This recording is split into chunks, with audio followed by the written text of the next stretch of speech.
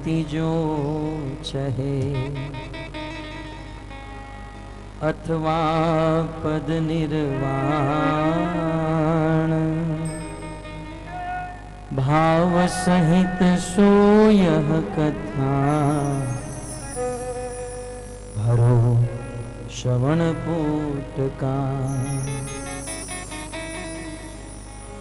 इस प्रकार भगवान श्री रामचंद्र का जन्म हुआ। वैसे तो रामचरित्र समंदर के समान विशाल है। रामायण शतकोटि अपारा, 100 करोड़ लोगों ने रामायण लिखी है। क्योंकि महाराज परीक्षित पूर्व से ही राम कथा को जानते थे, अतः सुखदेव गोस्वामी ने महाराज परीक्षित को बड़े संक्षिप्त में श्री राम कथा का वर्णन किया। आइए हम भी एक दो प्रसंग आपके सामने रामचरित्र के प्रस्तुत करते हैं। भगवान राम का जन्म हुआ। अनेकों लोग भगवान का दर्शन करने के लिए आने लगे। उस दौरान शिवजी और कागभूषणी जी भी भगवान राम का दर्शन करने के लिए आए। शिवजी दर्शन करके वापस चले गए, कागभूषणी जी वहीं पर रुक गए। धीरे धीरे भगवान राम, भरत, लक्ष्मण और शत्रुघ्न, ये चारों भाई बड़े हो रहे हैं। नामकरण संस्कार हुआ, चूड़ाकरण संस्कार हुआ।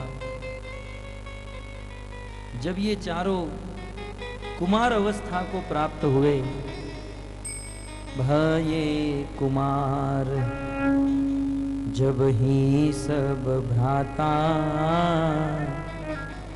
दीन जनेऊ गुरु पितु माता। जब ये चारों भाई कुमार अवस्था के हो गए, तब उनके गुरु और माता पिता ने चारों के गले में जनोई पहनाई और चारों को गुरु के पास गुरुकुल में विद्या ग्रहण करने के लिए भेजा।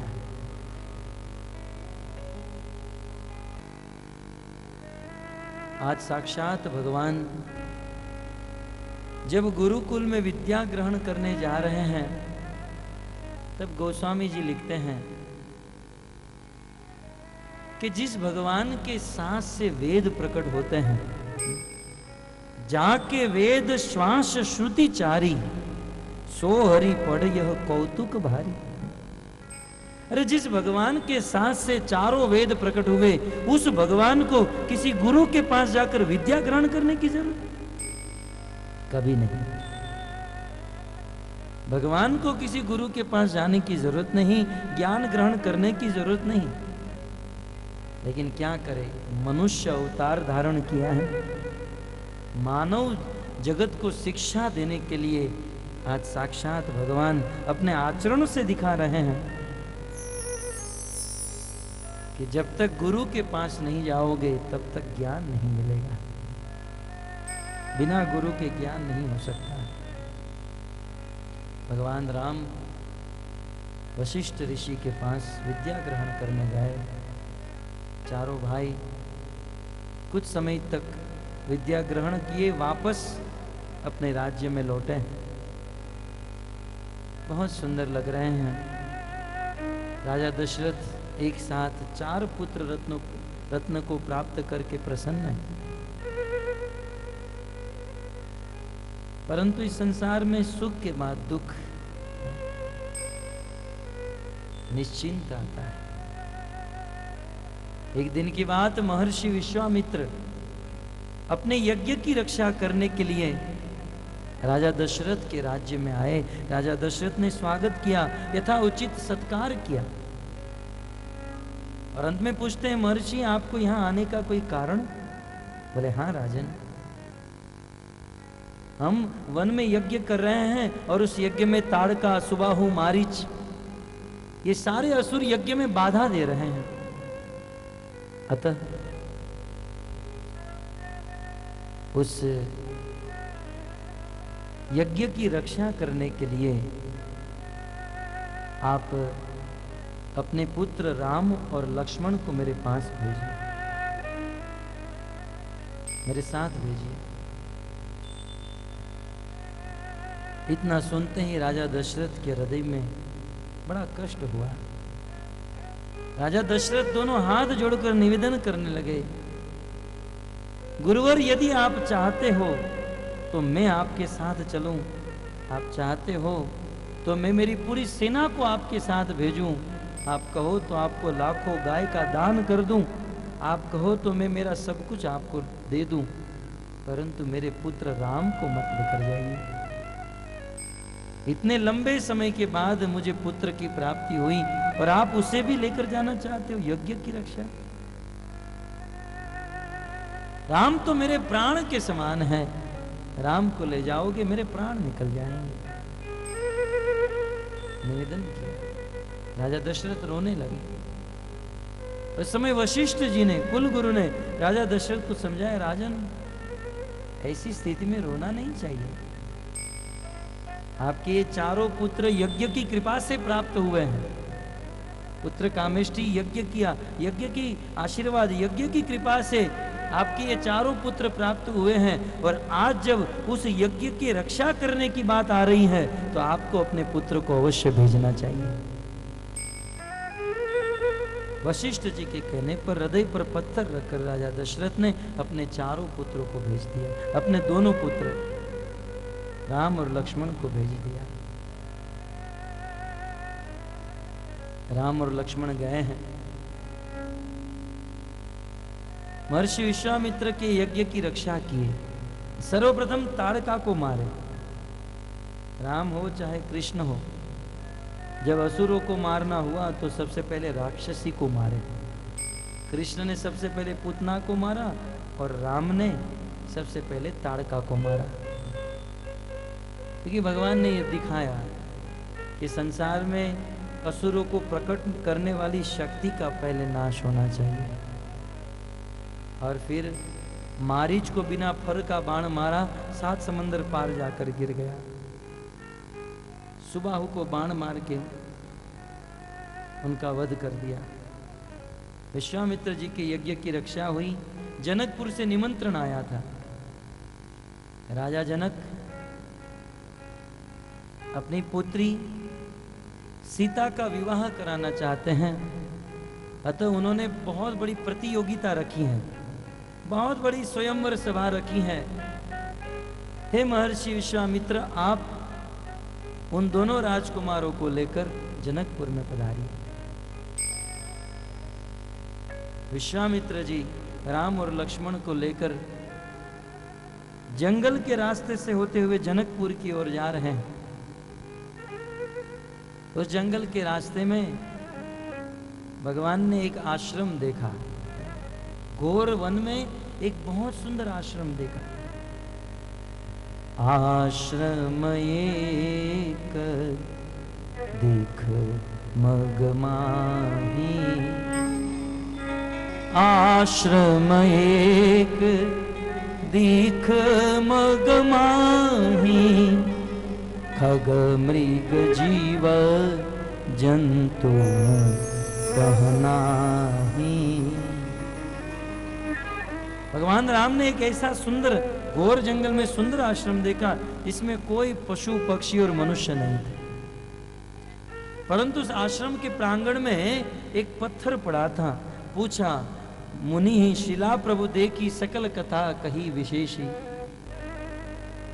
भगवान ने विश्वामित्र मुनि को कहा कि हे गुरुवर, इस घोर जंगल में इतना सुंदर आश्रम और उसमें ये पत्थर क्या कर रहा है, ये है क्या? तब विश्वामित्र जी कहते हैं, गौतम नारी, कहते हैं गौतम नारी श्राप बस उपल देह धरी धीर। चरण कमल रज चाहती, कृपा करो रघुवीर। हे रघुवीर, ये गौतम ऋषि की पत्नी है, और सच बताएं तो पाप के कारण नहीं, परंतु अपने पति के श्राप के कारण ये यहाँ पर पत्थर बनकर पड़ी। हजारों हजारों वर्षों से राम ये तुम्हारी राह देख रही है। राम तुम जाओ, अपना चरण कमल इनके मस्तक पर रखो और इनका उद्धार करो। भगवान श्री रामचंद्र उस पत्थर के पास गए, अपना चरण कमल उठाया और चरण कमल उनके मस्तक पर रखते ही भगवान श्री चरण कमल की रज उस पत्थर के ऊपर पड़ते ही वो पत्थर एक दिव्य शरीर में प्रकट हो गया और बहुत सुंदर नारी का रूप धारण कर दिया। पर सदपद पावन शोक नसावन, प्रकट भई तप पुंज सही। तो स्वामी जी कहते हैं कि भगवान श्री रामचंद्र का चरण कमल स्पर्श होते ही अहल्या जो पत्थर के रूप में पड़ी थी वो प्रकट हो गई और उनके शरीर से प्रकाश पुंज निकलने लगा। भक्तों, आज भी संसार में कुछ स्त्रियां अपने शरीर का तेज बढ़ाना चाहती हैं, और संसार की स्त्रियां अपने शरीर का तेज बढ़ाने के लिए ब्यूटी पार्लर में जाती हैं, फेशियल कराती हैं, ब्लीचिंग कराती हैं, मेकअप कराती हैं। परंतु ये सारा मेकअप 1, 2, 3 या 5 घंटे के लिए रहता है। यदि जीवन भर अपने शरीर का तेज बढ़ाना चाहते हैं तो अहल्या की तरह तपस्या करनी चाहिए। पर सदपद पावन शोक नसावन, प्रकट भई तप पुंज सही। तपस्या करने से अहल्या का शरीर आज दिव्य हो गया। आज शरीर से प्रकाश पुंज निकलने लगा। अहल्या भगवान को स्तुति कर रही हैं और कहती हैं, प्रभु आज मैं धन्य हो गई। जो चरण बड़े बड़े ध्यानियों के ध्यान में नहीं आते हैं, योगियों को प्राप्त नहीं होते हैं, वह दुर्लभ चरण आज मेरे मस्तक पर प्राप्त हुए हैं। मैं धन्य बन गई। जब मेरे पति ने मुझे श्राप दिया, क्रोध किया, तब मुझे ऐसा लगा कि मेरे पति ने बहुत गलत किया। लेकिन आज मुझे एहसास हो रहा है कि मेरे पति ने मुझे जो श्राप दिया वो श्राप नहीं, वो तो बहुत बड़ा वरदान था। क्योंकि यदि मेरे पति ने मुझे श्राप नहीं दिया होता तो करोड़ों करोड़ों जन्म तक मैं मर जाती, फिर भी आपका दर्शन नहीं होता। धन्य है मेरे पति का श्राप, आपने मुझे दर्शन दिया और आपका चरण मुझे प्राप्त हो गया। मुनि श्राप जो दीना, अति बल कीना, मुनि श्राप जो दीना, अति बल कीना। श्राप जो दीना, अति बल कीना, मुनि श्राप जो दीना, अति बल कीना। परम अनुग्रह में माना, देखेऊ भर लोचन, भव भय मोचन, इह लाभ संकर जाना। हे प्रभु, आपने मुझ पर जो कृपा की है, संसार के लोग क्या जाने। साक्षात शिव जी जानते हैं कि आज मुझ पर क्या कृपा हुई है। अहल्या की तपस्या से आज भगवान राम प्रसन्न हो गए और प्रसन्न होकर अहल्या को कहने लगे, अहल्या आज मैं तुम पर प्रसन्न हूं, तुम्हें जो चाहिए वो मांग लो, जो चाहिए वो मांग लो। तब अहल्या भगवान से कहती है, प्रभु मुझे आपसे क्या मांगना चाहिए, मेरे में ये बुद्धि भी नहीं है। क्या मांगकर मैं सुखी हो सकती हूँ, मैं भी नहीं जानती। मुझे कुछ नहीं चाहिए। बोले कुछ तो मांगो। तब अहल्या कहती है, हे प्रभु, मेरा मन रूपी भंवरा, जैसे इस संसार में हम देखते हैं कि एक भंवरा कमल की पराग रज में बहुत आसक्त होता है। भंवरा निरंतर कमल की पराग रज के ऊपर बैठा रहता है। संध्या का समय होता है, कमल को बंद होने की तैयारी है, लेकिन उस समय भंवरा जानता है कमल बंद होने वाला है और मैं यहाँ पर फंस कर मर जाऊंगा। लेकिन कमल की पराग रज में आसक्त वह भंवरा मरने के लिए तैयार हो जाता है, लेकिन कमल की पराग रज को छोड़ नहीं पाता। हे प्रभु, वैसे ही मेरा मन रूपी भंवरा आपके चरण रूपी कमल की पराग रज में, चरण रूपी रज में आसक्त हो जाए, आपके चरण को छोड़कर कभी दूर न जाए, ऐसा मुझे आशीर्वाद दे दीजिए। इस प्रकार देवी अहल्या ने भगवान से आशीर्वाद मांगा। भगवान ने आशीर्वाद दिया। अहल्या का उद्धार करके भगवान श्री रामचंद्र आगे बढ़ने लगे। जनकपुर की ओर आगे बढ़ रहे हैं। चलते चलते राम, लक्ष्मण और विश्वामित्र जी जनकपुर में पहुंच चुके हैं। राजा जनक को पता चलते ही इनके पास आए और बहुत सुंदर उनको रहने के लिए व्यवस्था कर दी। उसी समय भगवान श्री रामचंद्र विश्वामित्र जी को कहते हैं, मुनिवर, लक्ष्मण को जनकपुर की शोभा देखने की इच्छा है, क्या मैं उसे लेकर जाऊं? भक्तों, इच्छा तो राम की थी, इच्छा तो भगवान श्री रामचंद्र की थी कि मैं जनकपुर को देखूं,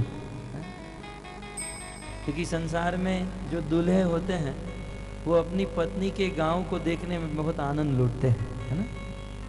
आज के लोग शादी करते हैं और शादी करने के बाद वीडियो कैसेट बनाते हैं और पत्नी का गांव होता है उसका शूटिंग करते हैं और वहां पर गाना रखते हैं, गोरी तेरा गांव बड़ा प्यारा, मैं तो गया मारा, आके यहाँ।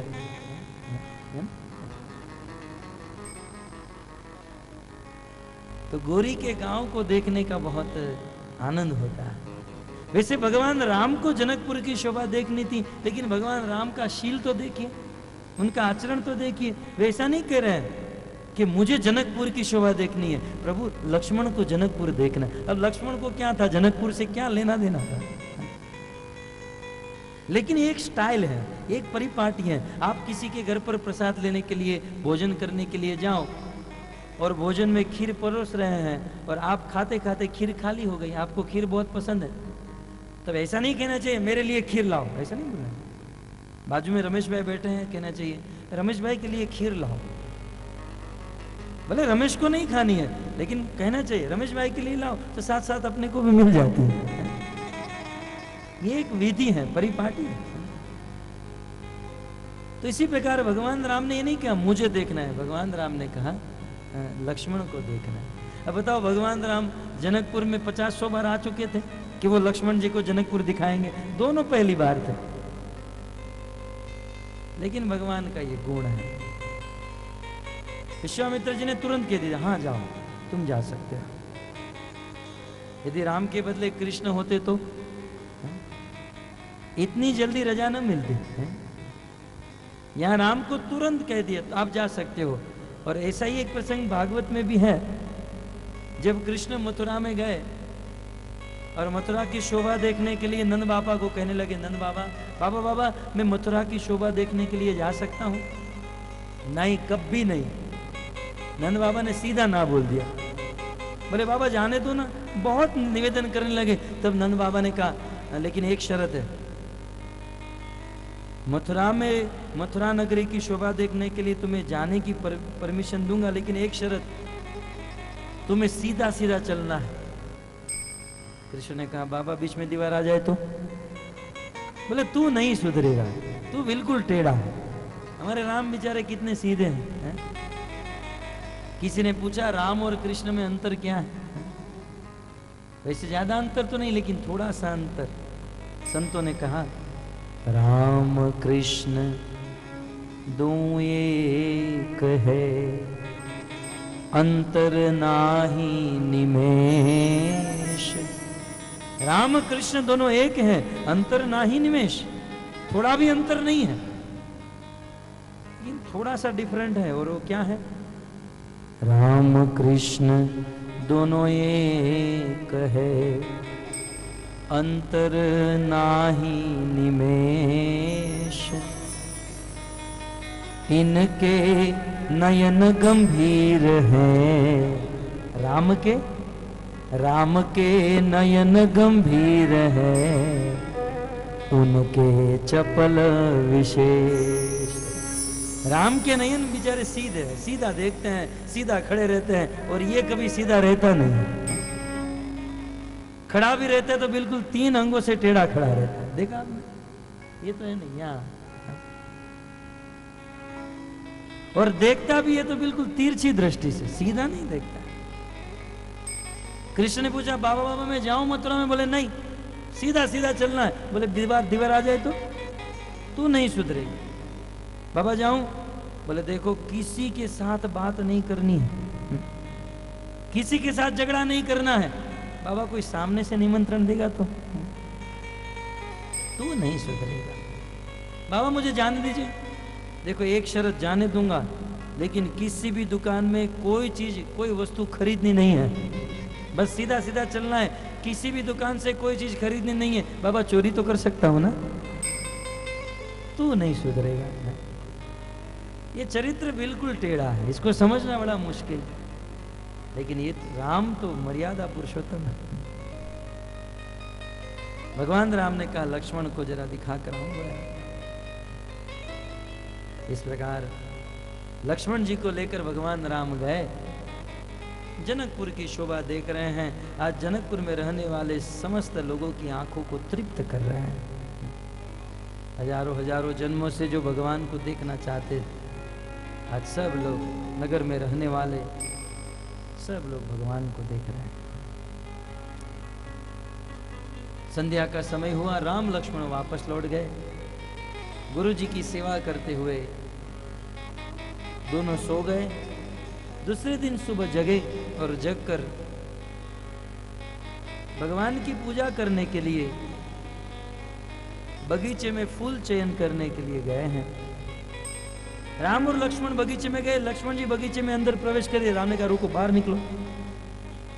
बोले पहले बगीचे के मालिक की परमिशन तो लो, अनुमति तो लो। लक्ष्मण जी ने कहा हमको किसकी अनुमति लेने की जरूरत नहीं, भगवान ने सिखाया अनुमति लेनी चाहिए। अनुमति लेकर राम लक्ष्मण दोनों बगीचे में गए हैं। और भक्तों वहां बगीचे में उसी समय गिरजा जी की पूजा करने के लिए फूल चयन करने हेतु देवी सीता भी वहां पर अपनी सखियों के साथ आई। और अपने धाम से बिछड़कर अनेकों वर्षों के बाद आज राम और सीता का इस पुष्प वाटिका में मिलन हुआ। राम और सीता का पुष्प वाटिका में मिलन हुआ। भगवान राम सीता को देखे तो देखते ही रह गए। उस समय देवी सीता वहां से चली गई। और भक्तों, सीता के जाने के बाद भगवान श्री रामचंद्र लक्ष्मण से कहते हैं लखन, लखन अभी अभी जो वह स्त्री आई थी जिसका नाम सीता है, क्या बताऊं, स्वाभाविक मेरी दृष्टि उस पर चली गई, स्वाभाविक मेरा मन उस पर चला गया। भगवान श्री रामचंद्र ने बहुत सुंदर बात बताई।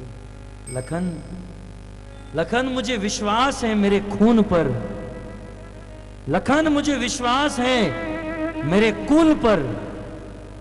रघुवंश में जन्म लेने वाले किसी भी पुत्र का मन पराई स्त्री पर कभी नहीं जा सकता। विचार कीजिए भक्तों, भगवान राम को अपने कुल पर कितना विश्वास था। बोले रघुकुल के किसी भी व्यक्ति का मन पराई स्त्री पर नहीं जा सकता। आज मेरा मन उस स्त्री पर जा रहा है, निश्चित कल वह लक्ष्मण तेरी भाभी बनने वाली है, अन्यथा मेरा मन उस स्त्री पर नहीं जा सकता। रघुवंशी न कर सहज स्वभाव, मन को पंथ पगु करईनका।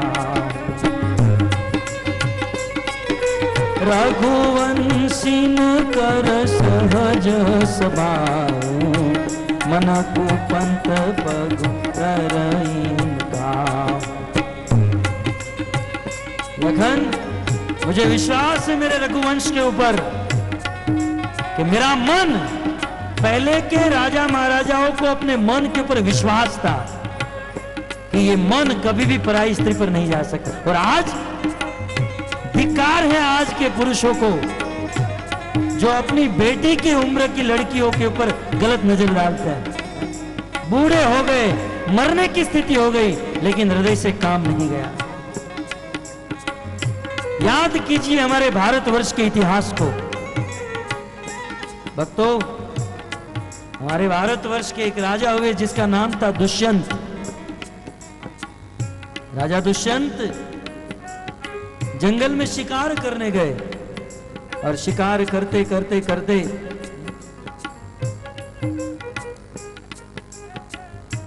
महर्षि कण्व ऋषि के आश्रम में पधारे। राजा दुष्यंत को बड़ी प्यास लगी थी। कण्व ऋषि के आश्रम में आए और कहा, मुझे प्यास लगी है, पानी पिलाओ। महर्षि कण्व आश्रम में नहीं थे। उस आश्रम में शकुंतला नाम की एक कन्या थी। वो आश्रम से बाहर आई, राजा दुष्यंत को जल पिलाया। राजा दुष्यंत ने उस कन्या को देखा, उनका मन उस कन्या के ऊपर आ गया। राजा दुष्यंत क्षत्रिय थे और महर्षि कण्व ब्राह्मण थे। ध्यान से सुनिए भक्तों, राजा दुष्यंत का मन उस कन्या के ऊपर आ गया। तुरंत राजा दुष्यंत ने पूछा कि हे देवी, आज मेरा मन तुम पर आया है, तुम कौन हो? तब तो उस समय शकुंतला ने कहा कि मैं महर्षि कण्व ऋषि की पुत्री हूं। क्या कहा? मैं महर्षि कण्व ऋषि की पुत्री हूं। तुरंत राजा दुष्यंत सोचने लगे कि ये ब्राह्मण की कन्या कभी हो नहीं सकती।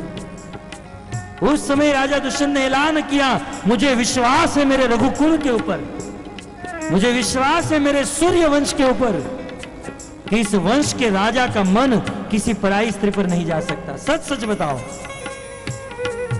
तुम ब्राह्मण की पुत्री नहीं हो सकती। यदि तुम ब्राह्मण की पुत्री होती तो मेरा मन तुम में कभी न जाता। आज मेरा मन तुम्हारी ओर जा रहा है, निश्चित तुम ब्राह्मण की पुत्री। उसी समय महर्षि कण्व उस आश्रम में आए। बेटा क्या हो रहा है?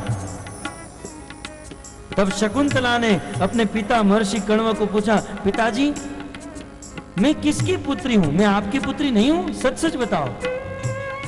उस समय महर्षि कण्व ने कहा, बेटा तू मेरी पुत्री नहीं, तू तो विश्वामित्र की क्षत्रिय की पुत्री है। वहां पर सार्थक हुआ, मेनका और विश्वामित्र से शकुंतला का जन्म हुआ था। तो भक्तों, रघुवंश के राजा महाराजाओं को अपने ऊपर गर्व था, अपने मन के ऊपर गर्व था कि हमारा मन कभी भी पराई स्त्री के ऊपर नहीं जा सकता। इस संसार में किसी भी पुरुष का मन यदि पराई स्त्री के ऊपर जाता है, उस पुरुष के जीवन में कभी सुख नहीं आ सकता। इसलिए अपने मन को अपने वश में रखना चाहिए, और मन को अपने वश में रखने के लिए यह कथा सुननी चाहिए। रघुवंशी न कर सहज स्वभाव, मन को पंथ पगु करईनका। रघुवंशी न कर सहज स्वभाव, मन को पंथ पगु करईनका। इस प्रकार राम और सीता का मिलन हुआ। राम लक्ष्मण दोनों वापस अपने स्थान पर आए। वह रात वहीं पर रुके, गुरु जी की सेवा करके शयन किए। दूसरे दिन सुबह जगे हैं। राजा जनक की सभा में अनेकों राजा महाराजा सुसज्जित होकर आए हैं, और यहां पर देवी सीता जब से राम को देखी है तब से उनके मन में एक ही इच्छा है कि राम मेरे पति बन जाए। देवी सीता गिरिजा जी के पास, देवी पार्वती के पास जाती हैं। सर्वप्रथम गजानन गणपति महाराज को मनाती है कि हे गजानन गणपति महाराज, गणनायक बर दायक देवा, गणनायक वर दायक देवा, आजू लगे तुम करिहहि सेवा, वक्रतुंड महाकाय सूर्यकोटि समप्रभ, निर्विघ्ने कुरु मे देव सर्वकार्येषु सर्वदा। हे गजानन गणपति महाराज, हे गणेश जी, आज तक मैं आपकी पूजा करती रही। जानते हो गणेश जी, मैंने आपकी पूजा क्यों की थी? आज के दिन के लिए। बस आज तक मैंने आपकी पूजा की, उसका फल आप मुझे दे दीजिए कि राम के साथ मेरा विवाह हो जाए। और साथ ही साथ गिरिजा देवी को, देवी पार्वती को मना रही है। देवी पार्वती के चरणों में प्रार्थना करके कहती है कि हे देवी, आप तो गणेश जी की माता हो, गणेश और कार्तिकेय की माता, शिव जी की पत्नी हो, समस्त वरदान देने में समर्थ हो। मुझे आशीर्वाद दीजिए, मुझ पर कृपा कीजिए कि राम पति के रूप में मुझे प्राप्त हो जाए। देवी सीता ने हृदय से प्रेम से प्रार्थना की और प्रार्थना करते ही पार्वती की मूर्ति बोलने लगी।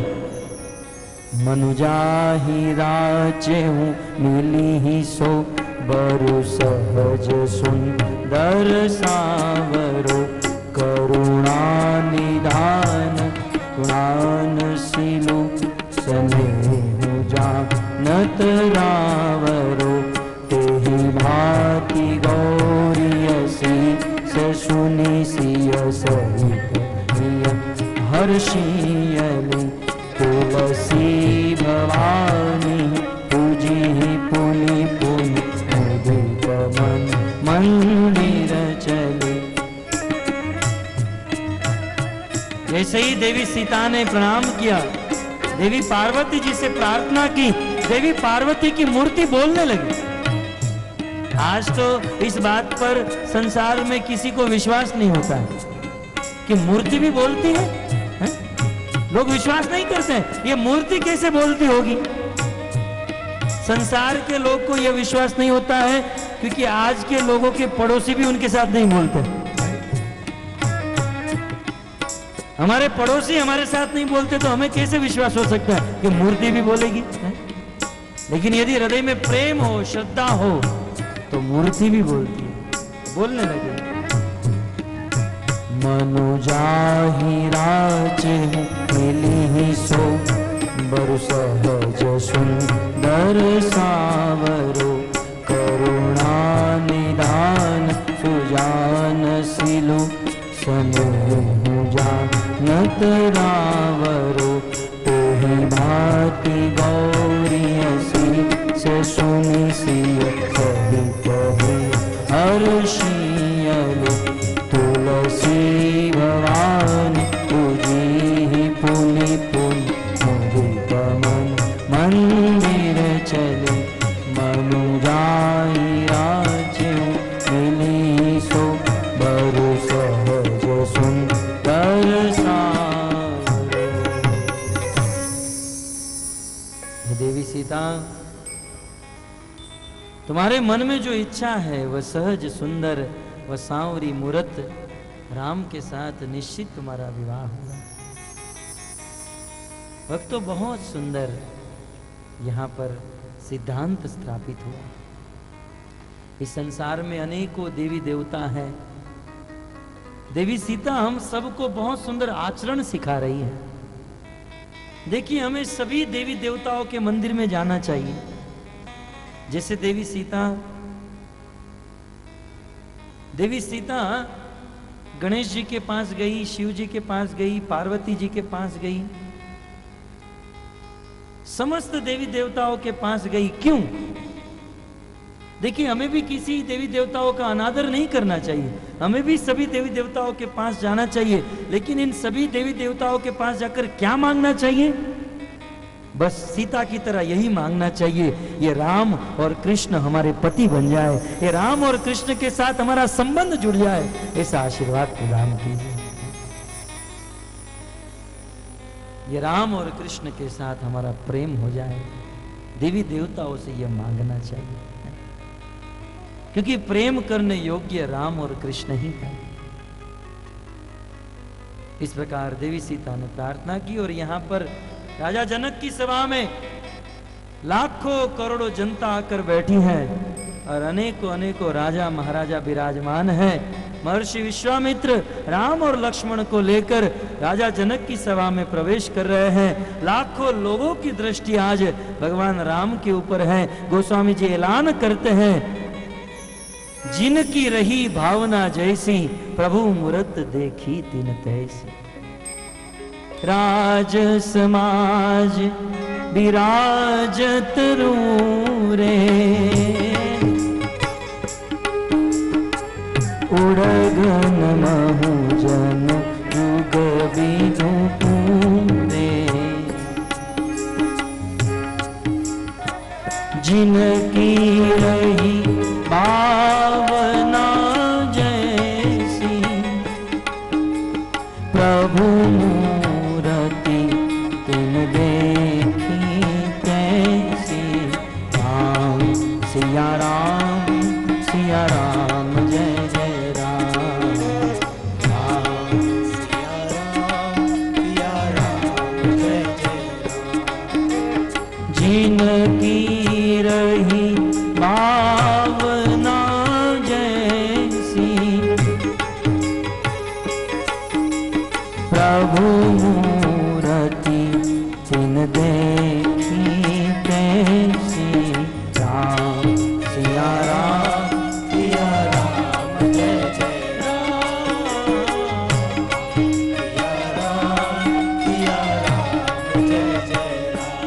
लाखों लोग भगवान श्री रामचंद्र के सामने देख रहे थे, लेकिन जिनकी जैसी भावना थी वैसे उनका दर्शन कर रहे थे।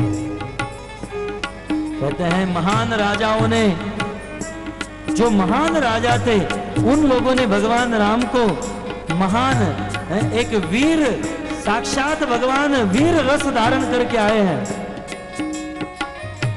वीर रस साक्षात शरीर धारण करके आए हैं। वीर मुद्रा में दर्शन किया। और जो कुटिल राजा थे, उन्होंने भगवान को भयानक मूर्ति में दर्शन किया। अब जिसकी जैसी भावना वैसे भगवान का दर्शन। जो राक्षस वहां पर आए थे, कुछ राक्षस भी आए थे, राक्षसों ने भगवान को काल के रूप में देखा और नगरवासियों ने भगवान रामचंद्र को मनुष्य में श्रेष्ठ के रूप में देखा। जनकपुर की सभा में जो स्त्रियां बैठी थी, उन्होंने साक्षात मूर्तिमान माधुर्य रस के रूप में देखा। और उस सभा में जो विद्वान बैठे थे, विद्वानों ने भगवान राम को विराट रूप में दर्शन किया।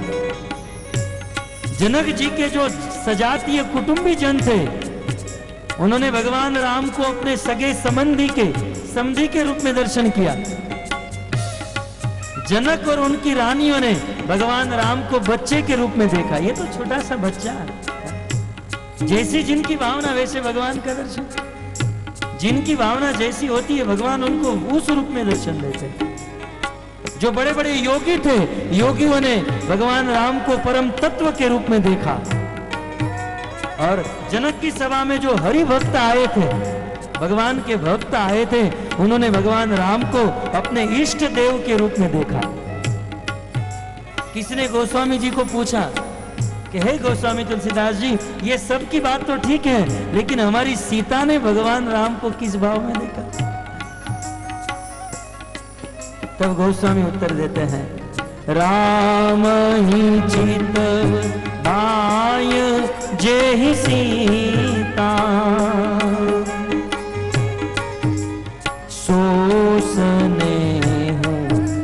सुख नहीं कथनिया। देवी सीता ने जिस भाव में देखा, उस भाव को यदि मैं लिखने जाऊं तो मेरी कलम रुक जाती है। देवी सीता ने भगवान राम को जिस भाव में देखा, या तो सीता जानती है या तो राम जानते हैं, उन दोनों के अलावा कोई नहीं जानता। उस भाव को गोस्वामी जी ने सीक्रेट रहने दिया, उनको आप सीक्रेट रखिए। तो सब लोग भगवान राम को देख रहे हैं। महर्षि विश्वामित्र राम और लक्ष्मण को लेकर प्रवेश किए हैं। विश्वामित्र जी को देखकर राजा जनक अपने आसन से नीचे उतर गए। विश्वामित्र जी का स्वागत किए। विश्वामित्र राम और लक्ष्मण को उच्च आसन पर बिठाए। जब राम और लक्ष्मण को उच्च आसन पर बिठाया गया तो अन्य जितने भी राजा महाराजा थे, उन समस्त राजा महाराजाओं को ईर्ष्या होने लगी। सारे राजा महाराजा निंदा ईर्ष्या करने लगे। बोले, कल के दूध पीते बालक यहां पर धनुष तोड़ने के लिए आए हैं, और हम लोग क्या कम हैं कि उन दोनों को उच्च आसन पर बिठाया गया। कुछ राजा महाराजा तो बिल्कुल क्रोधित हो गए, लेकिन दूसरे राजा महाराजों ने कहा, छोड़ो ना यार, ऊपर बैठा है नीचे बैठा है, हमको क्या मतलब, हम जिस उद्देश्य के लिए आए हैं उस उद्देश्य को पूरा करो और चलो यहां से। हम तो सीता को लेने आए हैं, छोड़ो ना। तो ठीक, सब लोग अपने अपने स्थान पर बैठ चुके हैं। देवी सीता आई, वे भी अपने सखियों के साथ झरोखे में बैठी हुई हैं। राजा जनक, उनकी पत्नियां, सब लोग बैठे हैं। और उसी समय राजा जनक ने इशारा किया और राजा जनक के कुछ बंदी मादक और उसके दूत आए, मागत आए, चारण भाट आकर राजा जनक का वर्णन करने लगे। वे कहने लगे कि राजा जनक ने जो प्रण लिया है अद्वितीय है। भक्तों, घटना कुछ इस प्रकार की थी। शिव जी का एक विशाल धनुष था और इस धनुष का नाम था पिनाक। हमारे इस संसार में 3 धनुष विश्व विख्यात हुए। एक तो भगवान विष्णु का सारंग, दूसरा अर्जुन का गांडीव और तीसरा शिव जी का पिनाक। जब त्रिपुरासुर नाम का असुर था और उन्होंने स्वर्ग में 3 पुर बनाए, देवताओं को बहुत सता रहा था। देवताओं ने मारने का प्रयास किया लेकिन नहीं मरा, क्योंकि एक पुर के पीछे जाते थे तो दूसरे पुर के पीछे चला जाता था, वैसे 3 पुर के पीछे। तब शिव जी को बुलाया गया। शिव जी ने इस पिनाक धनुष से त्रिपुरासुर का वध किया, इसलिए शिव जी का एक नाम हुआ त्रिपुरारी। और त्रिपुरासुर का वध करने के बाद शिव जी ने वह धनुष, पिनाक नाम का धनुष, परशुराम जी को प्रदान कर दिया। परशुराम जी ने कृपा करके वह धनुष राजा जनक को दे दिया। अब राजा जनक को उसको होम डिलीवरी करना था। आप लोग टीवी खरीदने जाते हो, लेकर तो नहीं आते हो, उसकी डिलीवरी होती है ना। तो वह धनुष परशुराम जी से जनकपुर में लाने के लिए राजा जनक ने 10,000 सैनिक को भेजा।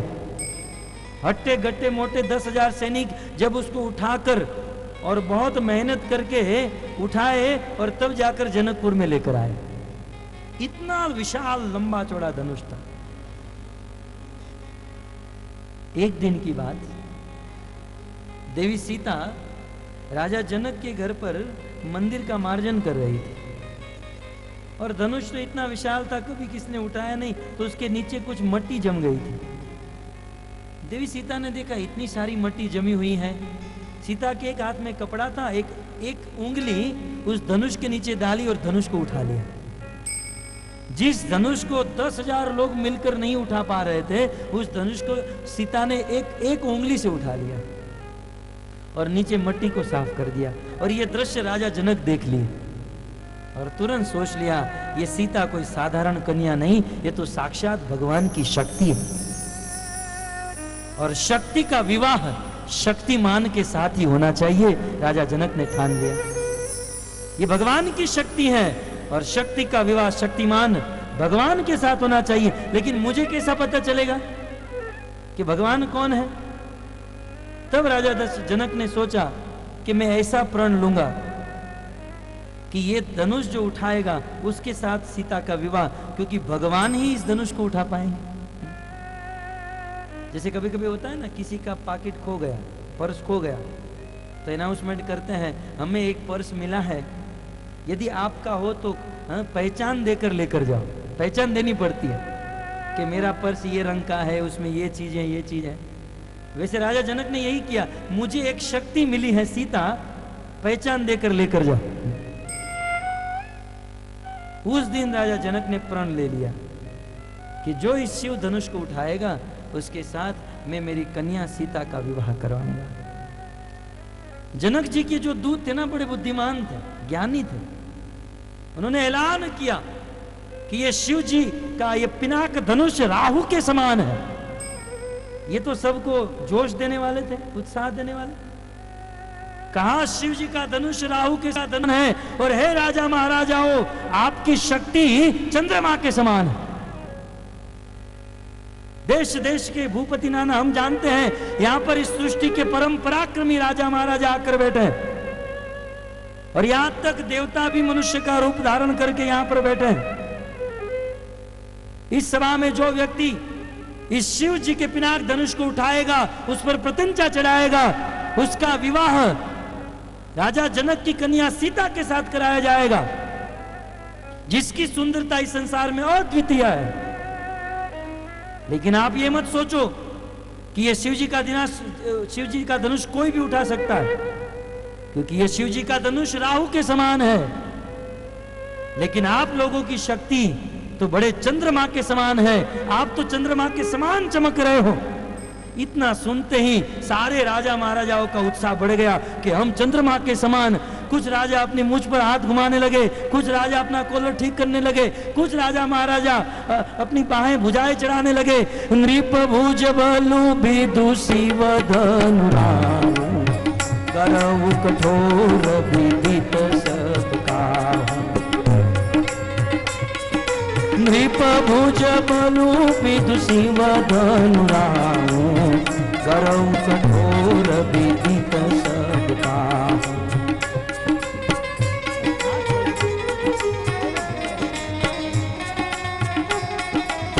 हे राजा महाराजाओं, हे राजाओं, ये धनुष शिव जी का पिनाक धनुष राहु के समान है, और आपकी शक्ति चंद्रमा के समान। इतना सुनते ही सारे राजा महाराजा उत्साह में आ गए। नृप भुज बलु विदुषी वदनु राम, करऊ कठोर विदित सब काहू। वहां पर आए हुए राजा महाराजा जनक जी के दूतों का भाव नहीं समझ पाए। जनक जी के दूतों का भाव कुछ और था। जनक जी के दूत ये कहना चाहते थे कि आप लोग चंद्रमा के समान चमक रहे हो, और चंद्रमा को अपनी शक्ति, अपना प्रकाश नहीं होता है। इस संसार के तारा और चंद्रमा सूर्य से प्रकाश लेकर खुद चमकते हैं। चंद्रमा को अपना प्रकाश नहीं होता है, वे सूर्य के प्रकाश से चमकता है। ठीक उसी प्रकार हे राजा महाराजाओं, आप लोग यहाँ पर बैठे हो, अपना भुजाबल दिखा रहे हो, प्रकाशित हो रहे हो। राजा महाराजाओं, ये आपका बल नहीं, ये आपका प्रकाश नहीं, ये तो आपके बीच में सूर्य कुल के भूषण भगवान श्री रामचंद्र बैठे हैं, उनके कारण आप लोग चमक रहे हो। नृप भुज बलु विदुषी वदनु राम, करऊ कठोर विदित सब काहू।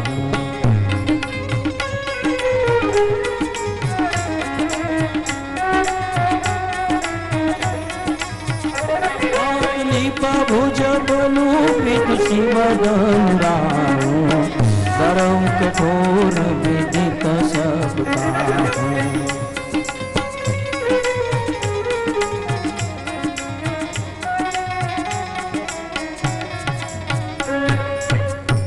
जनक जी के सारे दूत इस प्रकार से बोलने लगे, और वहां पर आए हुए राजा महाराजा सबकी भुजाओं में बल बढ़ गया। बस अब तो राजा महाराजा ये सोच रहे हैं कि पहले मेरा चांस आना चाहिए बस। राजा महाराजा मन ही मन में गणेश जी को मना रहे हैं, हे गजानन गणपति महाराज, यदि मेरा टर्न पहले आया और मेरे हाथ से धनुष उड़ गया, आपको 5 किलो लड्डू चढ़ाऊंगा, कृपा करना मुझ पर। लेकिन उसी राजा महाराजाओं को अपने पर श्रद्धा और गणेश जी पर विश्वास नहीं था, तो दूसरी प्रार्थना करते थे कि हे गजानन गणपति महाराज, यदि ये मेरे से न उठे तो अन्य किसी राजा से न उठे, यदि दूसरों से नहीं उठेगा तो 10 किलो लड्डू चढ़ाऊंगा। लेकिन मेरे नाम की रक्षा करना। उसी समय जनक जी के मंत्री ने आदेश दे दिया, प्रतियोगिता प्रारंभ की जाए। एक राजा महाराजा अपने आसन से खड़ा हुआ। उसके पहले गोस्वामी जी वर्णन करते हैं कि जब सीता जी के विषय में जनक जी के दूतों से सुना, तो वहां पर कुछ ऐसे राजा महाराजा जो महान राजा थे, जो बुद्धिमान थे, जो संस्कारी राजा महाराजा थे, वे तो खड़े होकर घर पर चले गए। क्या सोचकर? बोले सीता धरती की पुत्री है, हैं? सीता का जन्म धरती से हुआ, सीता धरती की पुत्री है और हम लोग महिपाल हैं। महिपाल का अर्थ होता है पृथ्वी के पति। सीता धरती की पुत्री हैं और हम लोग पृथ्वी के पति हैं। पुत्री के साथ विवाह करने का विचार मन से छोड़ देना चाहिए। चलो यहां से खड़े होकर घर पे चले जाओ। जो बुद्धिमान अच्छे राजा थे खड़े होकर चले गए, लेकिन जो कुटिल राजा थे, जो बेशरम राजा थे, वो तो वहां पर बैठे रहे। जनक जी के मंत्री ने कहा प्रतियोगिता प्रारंभ की जाए। एक राजा अपने आसन से खड़ा हुआ और ऐसे खड़ा हुआ कि एक झटके में उठा लेगा इस धनुष को, अपने मूंछों पर हाथ घुमाने लगा, अपनी भुजाओं को चढ़ाने लगा और सबसे पहले धनुष के पास जाकर अपना बायां हाथ धनुष के ऊपर रखा। जैसे ही धनुष को स्पर्श किया, मानो धनुष उस राजा की सारी शक्ति को खींच लिया। राजा बलहीन, तेजहीन, प्रभावहीन हो गया। फिर दोनों हाथ से उठाने का प्रयास, लेकिन धनुष को उठाने की बात तो दूर रही, धनुष को हिला नहीं पाया और अंत में लज्जित होकर राजा अपने स्थान पर जाकर बैठ गया। दूसरा राजा खड़ा हुआ। एक राजा, 2, 3 बार, एक से बाद दूसरे, दूसरे के बाद तीसरे, अनेकों राजा ने प्रयास किया, लेकिन धनुष को कोई हिला तक नहीं पाया। धनुष को उठाने का बहुत प्रयास कर रहे हैं, लेकिन तमकी धन ही धनु मूढ़ नृप, उठ ही चल ही लजाई, मन हु पाई भट बाहुबल, अधिक अधिक गुरु आए। गोस्वामी जी कहते हैं कि लोग जैसे धनुष को उठाने जा रहे हैं, धनुष उतना बल वाला, उतना वजन बढ़ता जा रहा है। जितना उठाने का प्रयास कर रहे उतना इसका वजन बढ़ते जा रहा है। अधिक अधिक गुरु आए। जब एक राजा से धनुष नहीं उठा है, तब 2-2 राजा पार्टनरशिप करने लगे। जब एक व्यक्ति से बिजनेस नहीं होता है तब पार्टनरशिप फॉर्म शुरू करते हैं।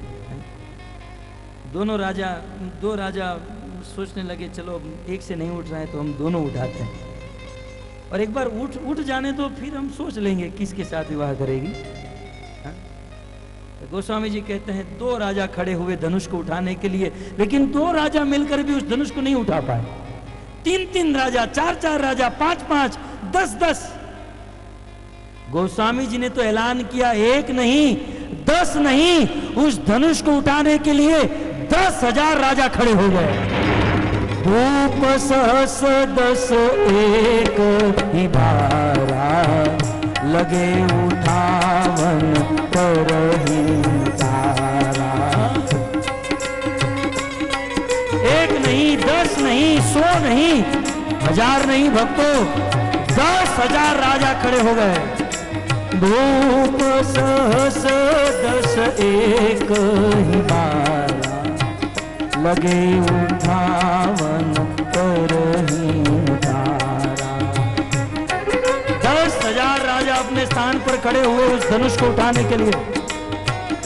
10,000 राजाओं ने अपने दोनों हाथ से धनुष को पकड़ लिया। विचार कीजिए भक्तों, 10,000 राजा, 20,000 हाथ, 20,000 हाथ के द्वारा धनुष पकड़ा गया। वो धनुष कितना लंबा होगा, वह धनुष कितना बड़ा होगा जिस धनुष को 20,000 हाथ में पकड़ रखा। 20,000 राजा महाराजाओं ने एक साथ धनुष को उठाने का प्रयास किया, लेकिन वह धनुष वैसे ही नहीं हिला। गोस्वामी जी कहते हैं, डगई न शंभु सरासन कैसे, कामी वचन सती मन जैसे। डगई न शंभु सरासन कैसे, कामी वचन सती मन जैसे। जैसे इस संसार में कई कामी लोग होते हैं, जैसे कामियों के वचन की असर किसी सती नारी के ऊपर नहीं होती है, वैसे राजा महाराजाओं के शक्ति की असर इस धनुष के ऊपर नहीं हुई। डगई न शंभु सरासन कैसे, कामी वचन सती मन जैसे। 10,000 राजा महाराजाओं ने धनुष को उठाने का प्रयास किया, लेकिन धनुष को उठाने की बात तो दूर रही, तिल भार भी धनुष को हिला नहीं पाए। जब 10,000 राजाओं ने उठाने का प्रयास किया, धनुष नहीं उठा, तब जनक जी से नहीं रहा गया। जनक जी ने कह दिया, बस अब और उपहास न हो तो अच्छा है, अब ज्यादा उपहास न हो तो अच्छा है, क्योंकि देश देश के भूपति नाना, आए सुनी हम जोपन उठाना। देव धनुष धरी मनुष्य शरीरा, विपुल वीर आए रन धीरा। मैंने इस सभा में इस पृथ्वी के बड़े बड़े क्षत्रिय राजा महाराजाओं को बुलाया था। जनक जी बड़े दुख के साथ कहते हैं और डांटते हुए कहते हैं, मैंने इस सभा में बड़े बड़े क्षत्रिय राजाओं को बुलाया था, और मैं ये भी जानता हूं देव और धनुष, स्वर्ग के बड़े बड़े देवता भी मनुष्य का रूप प्राप्त करके इस सभा में आए हैं, असुर भी मनुष्य का रूप लेकर इस सभा में आए हैं। मैं ये सोचकर आप लोगों को बुलाया था कि आप लोग अपना बाहुबल दिखाओगे और मैं मेरी सीता का विवाह आपके साथ कराऊंगा, लेकिन मुझे नहीं पता था कि जिस दिन से परशुराम जी का फरसु इस संसार में चला है, परशुराम जी का फरसु चलने के बाद इस संसार में कोई क्षत्रिय नहीं बचा है। जनक जी बहुत कठोर वचन बोलने लगे और लक्ष्मण जी से रहा नहीं जा रहा है, वो लाल पीले हो रहे हैं, अनंत शेष के अवतार। जनक जी एक के बाद एक कठोर शब्द बोलते जा रहे हैं कि परशुराम जी का परशु चलने के बाद इस संसार में कोई वीर नहीं बचा, इस सभा में सब लोग नपुंसक है, वीर विहीन मही में जानी। और यदि ऐसा ही है तो तजहु आस निज निज गृह जाऊं। अब सब लोग गेट आउट, मेरी सभा से बाहर निकल जाओ, यही अर्थ ना, तजहु आस निज निज गृह जाऊं, सब लोग खड़े होकर निकल जाओ। लेकिन ये लोग इतने बेशरम थे कि राजा दशरथ ने इतना अपमान किया है, इतना अपमान किया, नपुंसक कह दिया, गेट लॉस्ट कह दिया, लेकिन फिर भी ये लोग खड़े नहीं। ये जो कुटिल राजा थे एक दूसरे को इशारा करने लगे, क्या करे अब। तो जो दूसरे थे वो कहने लगे बैठे रहो, अब यहां पर धनुष किसी से नहीं उठा तो क्या राजा दशरथ अपनी लड़की को कुंवारी रखेगा? राजा जनक, यदि धनुष किसी से नहीं उठा तो राजा जनक अपनी बेटी को कुंवारी रखेगा? अब क्या होगा, धनुष किसी से नहीं उठा तो अब कहा जाएगा सीता को वरमाला दी जाएगी और कहा जाएगा सीता तुम्हें जो पसंद हो उससे गले में माला डाल दो, यदि उसमें हमारा नंबर लग गया तो काम बन जाएगा। बैठे रहो सब लोग। राजा जनक ने, क्षमा कीजिए मैं दशरथ बोल गया आगे 2-3 बार, लेकिन आप लोग बुद्धिमान हो, समझ रहे हो ना। लेकिन राजा जनक बड़े क्रोधित होकर कहने लगे, वीर विहीन मही में जानी, इस पृथ्वी पर कोई वीर नहीं बचा, इस पृथ्वी पर कोई पुरुष नहीं बचा, वीर नहीं बचा, सब लोग नपुंसक। ये बात अनंत शेष के अवतार लक्ष्मण जी से सहन न हुई। जैसे अचानक किसी का पांव किसी सर्प के पूंछ के ऊपर पड़ जाए और सब फेंड मारकर खड़ा हो जाए, वैसे लक्ष्मण जी अपने स्थान पर खड़े हो गए और राजा जनक को कहने लगे, बस महाराज बस, अब एक शब्द भी आगे बोलने की हिम्मत मत करना। अरे ये शिव धनुष की तो क्या बात कहूं, यदि मेरे भाई मुझे आज्ञा दे तो इस पृथ्वी को गेंद की तरह उठा लूं और ऐसे पटकूं कि इसके टुकड़े टुकड़े हो जाएं। यदि मेरे भाई मुझे आज्ञा दे तो इस शिव धनुष को मूली की तरह उखाड़ लूं। यदि मेरे भाई मुझे आज्ञा दे तो इस शिव धनुष को उठाकर 100 योजन तक दौड़ कर चला जाऊं। यदि मेरे भाई मुझे आज्ञा दे तो सुमेरी पर्वत को उखाड़ लूं। और यदि मैं ऐसा न कर पाऊं तो मैं लक्ष्मण जीवन भर भिखारी बनकर इस संसार में भिक्षा मांगू। प्रभु आप इस जनक को कहो कि अपने शब्द वापस खींच ले, और नहीं तो मुझे मौका दे। इस प्रकार से जब लक्ष्मण जी ही क्रोधित होकर बोलने लगे, लक्ष्मण अनंत शेष के अवतार जिसके ऊपर करोड़ों ब्रह्मांड स्थित हैं, लक्ष्मण जी जब इस प्रकार से बोलने लगे, ये ब्रह्मांड कांपने लगा, ये धरती बोलने लगी। लक्ष्मण सबको पवचन जी बोले, डगमगानी मही दिग्गज बोले। लखन सको पवचन जी बोले, डगमगानी मही दिग्गज बोले। लक्ष्मण जी के वचन की असर वातावरण के ऊपर हो गई। लक्ष्मण जी जब क्रोधित हो गए, धरती हिलने लगी, इस संसार के ग्रह नक्षत्र तारे सब कुछ कांपने लगा। उस सभा में बैठे हुए समस्त राजा महाराजाओं के सिंहासन डोलने लगे, सब कुछ डोलने लगा, सब कुछ हिलने लगा, सब कुछ हिलने लगा, सब लोग डोलने लगे, लेकिन दो चीज नहीं हिली। एक तो शिव जी का धनुष नहीं हिला और एक भगवान राम नहीं हिले। दोनों अपने स्थान पर वैसे के वैसे ही बैठे रहे, दोनों शांत मुद्रा में बैठे। लक्ष्मण जी को और क्रोध बढ़ रहा है, भैया मैं लाल लाल हो गया, आपको कुछ हो नहीं रहा है, आप कुछ करो, आप धनुष को उठाओ। भैया आप कुछ नहीं बोल रहे हो। तब भगवान राम ने प्रेम से कहा, लखन जब सुबह पर्वत के पीछे से सूर्य प्रकट होता है तो सूर्य उदय होने से पहले लालिमा आती है ना? आपने कभी देखा होगा, आकाश में पहले लालिमा आती है, बाद में सूर्य प्रकट होता है। वैसे लखन लालिमा आ चुकी है, अब ये सूर्य खड़ा होने जा रहा है, लेकिन क्या करूं, गुरुदेव की आज्ञा नहीं है। ये बाजू में जो बैठे हैं ना, वो कहे तो मैं खड़ा हूं ना। राम का शील कितना सुंदर है, कितना अद्भुत है। वे जानते धनुष मुझे तोड़ना है,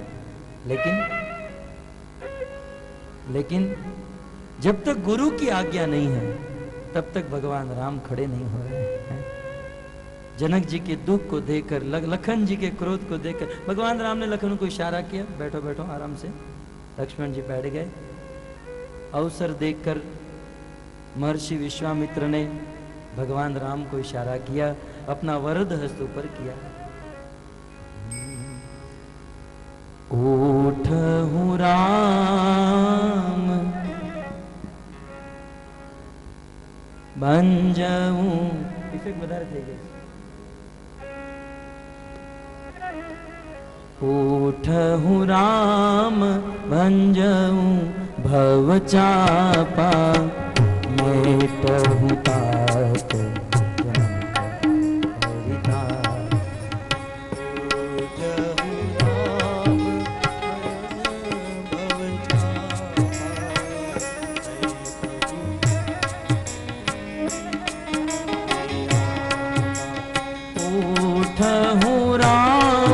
बन जाऊं भव चापा,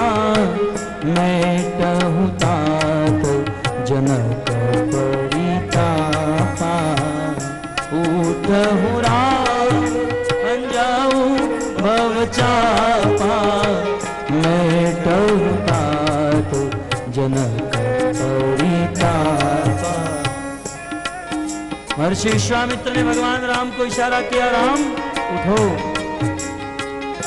उठो और जाओ, बन जाऊं भव चापा, धनुष को उठाओ, चाप चढ़ाओ और जनक जी की प्रतीक्षा को नष्ट करो। गुरु जी के कहने पर भगवान श्री रामचंद्र अपने आसन पर खड़े हुए। भगवान श्री रामचंद्र जब खड़े हुए तो मानो वैसे लगता है जैसे उस सभा में छोटा सा सूर्य खड़ा हुआ। उदित उदय गिरि मंच पर रघुवर बाल पतंग, उदित उदय गिरि मंच पर रघुवर बाल पतंग, उदित उदय गिरि मंच पर रघुवर बाल पतंग, उदित उदय गिरि मंच पर रघुवर बाल पतंग। बिकसे संत सरोज सब हर्षे लोशन भृंग, उदित उदय गिरि मंच पर रघुवर बाल पतंग। भगवान श्री रामचंद्र खड़े हुए मानो छोटा सा सूर्य उस सभा में खड़ा हुआ।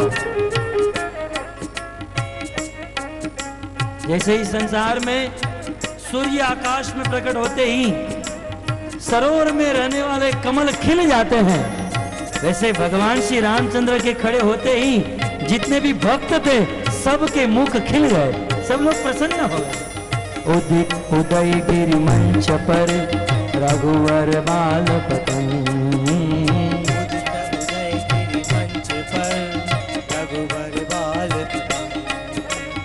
उदित उदय गिरि मंच पर रघुवर बाल पतंग, उदित उदय गिरि मंच पर रघुवर बाल पतंग।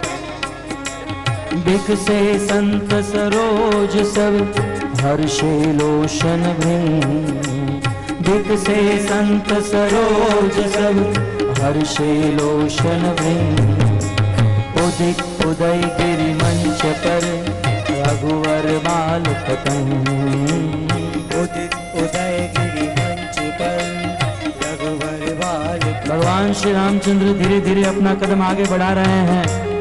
चलते चलते चलते धनुष के पास आ गए। भगवान श्री रामचंद्र धनुष के पास आते ही उन्होंने देखा सीता बहुत व्याकुल है। सीता के हृदय में क्षोभ हो रहा है, क्या होगा, ये धनुष उठा पाएंगे या नहीं उठा पाएंगे। भगवान श्री रामचंद्र धनुष के पास पहुंच गए। भगवान श्री रामचंद्र ने सीता को व्याकुल देखा, सीता को व्याकुल नहीं देख पाए। भगवान राम सीता के दुख को नहीं देख पाए। अंततः भगवान राम ने धनुष को तोड़ने का विचार कर लिया। जैसे गरुड़ सर्प के ऊपर दृष्टि डालता है, वैसे भगवान राम ने अपनी एक दृष्टि धनुष के ऊपर डाल दी। धनुष को कैसे उठाना है, कैसे प्रत्यंचा चढ़ानी है, कैसे तोड़ना है, ये सारा विचार भगवान श्री रामचंद्र ने कर लिया। उस समय भगवान श्री रामचंद्र ने अपने गुरु वशिष्ठ को याद किया, विश्वामित्र जी से आशीर्वाद लिया, अपने माता पिता का स्मरण कर लिया। धनुष को तोड़ने का निर्णय लेते ही भगवान श्री रामचंद्र ने अपने नेत्र बंद कर दिए, धनुष को प्रणाम किया, धनुष की एक परिक्रमा की और शिव जी से क्षमा याचना की। भोलेनाथ, अब मैं तोड़ने जा रहा हूं, आप मुझे क्षमा कीजिएगा। भगवान श्री रामचंद्र धनुष तोड़ने की तैयारी, उस सभा में लाखों लोगों की दृष्टि उस धनुष के ऊपर स्थित है। सब लोग धनुष की ओर देख रहे हैं, लेकिन यहाँ पर लक्ष्मण जी अस्थिर हो गए। लक्ष्मण जी दोनों पांव ऊपर करके सिंहासन के ऊपर बैठ गए। विश्वामित्र कहने लगे कि लखन तू तो शांति से बैठ, धनुष राम तोड़ रहा है, तुझे क्या हो रहा है। लक्ष्मण जी कह रहे, विश्वामित्र जी आप नहीं जानते हो, जब मेरे भाई धनुष को तोड़ेंगे ये ब्रह्मांड कांप जाएगा। मैं मेरे चरणों से पृथ्वी को दबा कर रख रहा हूं ताकि पृथ्वी अपने स्थान से न हिले। सीता धरती की पुत्री है, यदि धनुष टूटते ही धरती को कुछ हो गया तो मेरे भाई की शादी रुक जाएगी। लक्ष्मण जी ने आदेश दे दिया, हे दिग्गजों, हे दिग्गजों, धरती के छोर को अपने दांत से पकड़ के रखो। लक्ष्मण जी ने धरती को पकड़ के रखा। आक्रमण भगवान राम के हाथ में, संरक्षण लक्ष्मण के हाथ में। उसी उसी समय भगवान श्री रामचंद्र अपना बायां हाथ धनुष को तोड़ने के लिए आगे किए। जैसे ही भगवान श्री रामचंद्र का हाथ आगे हुआ, धनुष अपने आप एक छोर से ऊपर हो गया। भगवान रामचंद्र का हाथ आगे करते ही धनुष एक छोर से ऊपर हुआ। भगवान श्री रामचंद्र ने धनुष को अपने दायां हाथ से उठाया, प्रतंचा चढ़ाई, और जैसे ही प्रतंचा चढ़ाने गए धनुष टूट गया। तेहि जन राम मध्य धन तोड़ा, त्रिभुवन गुण गोलक तोड़ा।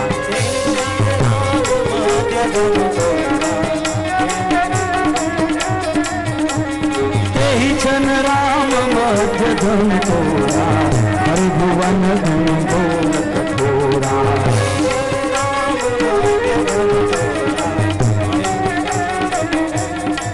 भगवान श्री रामचंद्र के हाथों से धनुष टूटा।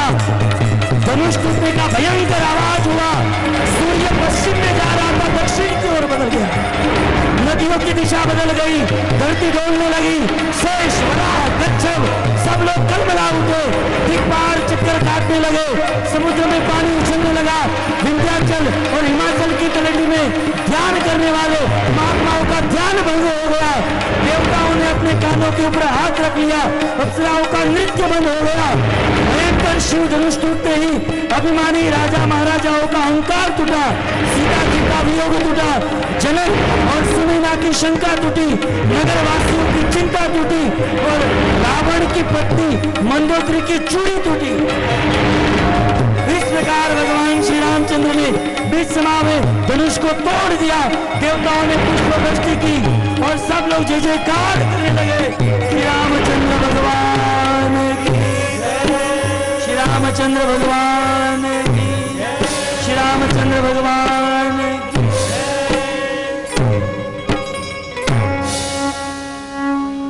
जैसे कि धनुष टूटा, जैसे ही धनुष टूटा, देवी सीता अपने स्थान पर खड़ी हो गई। हाथ में वरमाला लेकर भगवान श्री रामचंद्र के पास आई। महर्षि विश्वामित्र सब लोग अपने अपने स्थान पर बैठ गए और देवी सीता अपनी सखियों के साथ भगवान श्री रामचंद्र के गले में हारमाला डालने के लिए आई है। उस समय एक घटना घटी। भगवान श्री रामचंद्र का कद, हाइट देवी सीता से 1 फुट ज्यादा था और उसके ऊपर 1.5 फुट का मुकुट। देवी सीता वरमाला पहनाने के लिए प्रयास कर रही थी, लेकिन पहना नहीं पाई। देवी सीता आंखों से इशारा कर रही, थोड़ा झुक जाओ ना। भगवान ने कहा, हम रघुवंशी है, हम लोग झुकते नहीं, हम झुकाते हैं, मैं नहीं झुकूंगा। सीता बार बार इशारा कर रही है, प्रभु समझ नहीं रहे हैं। बहुत प्रयास किया सीता ने। सखियों ने कहा, भाई अब झुक जाओ ना, मुहूर्त जा रहा है। सीता क्या क्यों? अब मुहूर्त जा रहा है, जल्दी करो, थोड़ा झुक जाओ। सखियों के कहने पर भी भगवान राम नहीं माने। तब सारी सखियां गई महर्षि विश्वामित्र के पास। गुरुजी, आप अपने चेले को थोड़ा मनाओ ना, त्रिनादपि सुनीचे ने थोड़ा झुक जाए। गुरुजी ने कहा, देखो मेरा काम धनुष तोड़ाने का था, धनुष टूट गया, मेरा काम खत्म। अभी आप लोगों का लुकआउट है, आपको जो करना है करो। अब ये सखिया क्या करे? तब सारी सखिया जनक जी के पास गई। जनक जी को कहा, जनक जी आपके दामाद को जरा मनाओ ना, थोड़ा झुक जाए तो हमारी सखी उनके गले में हारमाला डाले।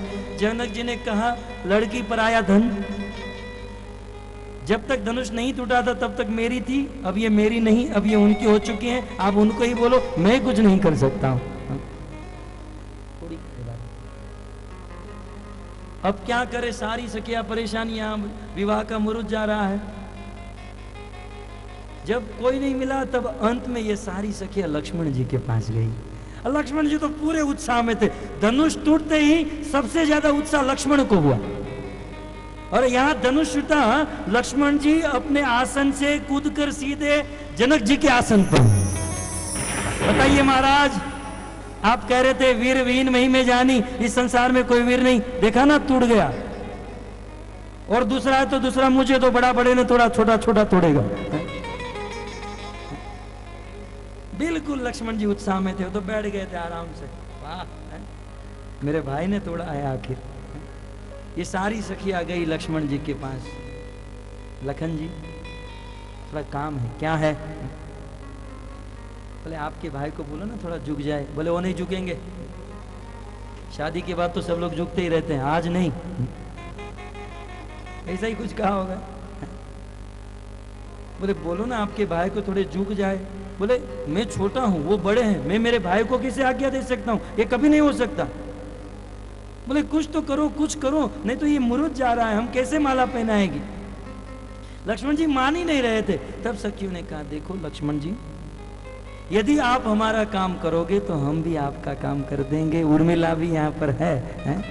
आपका सेटिंग करा देंगे। एक मंडप में दोनों का विवाह। लक्ष्मण जी ने कहा आप इतना फोर्स करते हो तो थोड़ा, आप लोग इतना फोर्स करते हो तो चलो प्रयास कर रहा हूं। लक्ष्मण जी तो गुरु तत्व हैं, बड़े बुद्धिमान हैं। लक्ष्मण जी ने सबको समझा दिया, तुम लोग तैयार रहना माला पहनाने के लिए। सब लोग तैयार हो गए। फिर लक्ष्मण जी गए, वाह भैया वाह, आपने कैसा काम कर दिया, ये सब लोग नहीं तोड़ पाए और आपने झटके में तोड़ दिया। भैया आज तो आपको प्रणाम करने का मन हो रहा है। इस प्रकार बोलते हुए लक्ष्मण जी ने अष्टांग दंडवत प्रणाम किया। भगवान राम लक्ष्मण को उठाने के लिए झुके। नहीं लक्ष्मण प्रणाम मत करो, उतने में सीता जी ने वरमाला डाल दी। सिय जय माल राम उर्मिली, गावहि छवि अवर लोकी सहेली। इस प्रकार राम और सीता का विवाह हुआ और सब लोग ने सीता राम की जय जयकार की। रघुपति राघव राजा राम, पतित पावन सीता राम।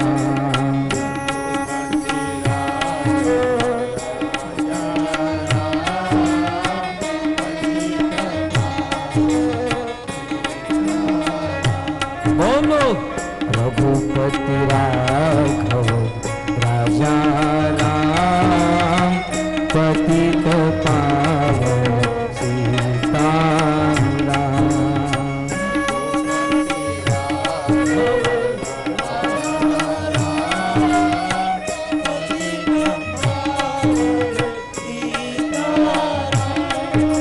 राजा राम राजा राम, पतित पावन सीता राम।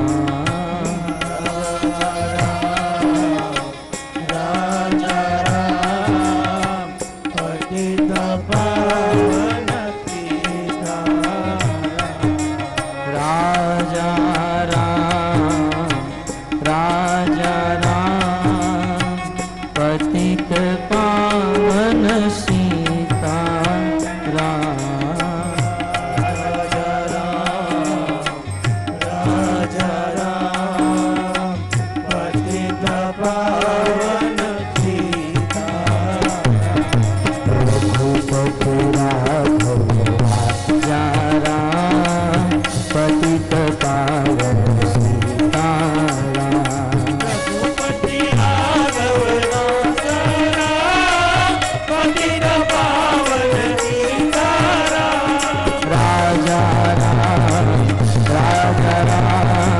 पतित पावन सीता राम।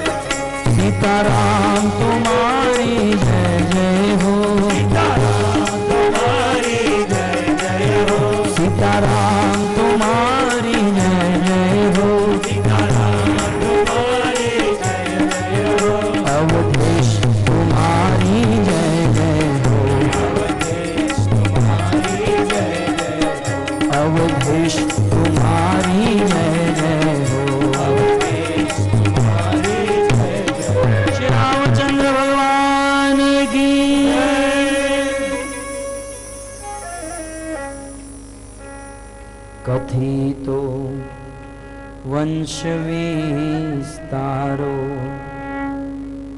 भवता सोम सूर्ययो राज्ञां च उभयवंश्यानां चरितं परमाद्भुतम्। भक्तों, इस प्रकार भगवान श्री रामचंद्र की लीला परम दिव्य है, इसे सुनना अत्यंत आनंद। परंतु क्या करें, हम सब लोग कम वक्त हैं, कम वक्त है, हमारे पास वक्त बहुत कम है। इसलिए ये लीला तो समंदर के समान विशाल है, इसका कोई और छोर नहीं है, ना आदि है ना अंत है, जीवन भर तक सुन सकते हैं। समय के अभाव में रामचरित को यहाँ ही मैं विराम कर रहा हूँ और कृष्ण जन्म कथा को प्रारंभ कर रहा हूँ। बस अब आधा घंटा लूँगा आप सब भक्तों का, चलेगा ना? कोई कष्ट नहीं हो रहा है ना? क्योंकि धनुष तो भगवान राम ने तोड़ा, कष्ट हमें क्या होगा है? थोड़ा बहुत मैंने तोड़ा। ठीक है, चलेगा आधा पौना घंटा। यदि ठीक है तो महामंत्र बोलिए एक बार।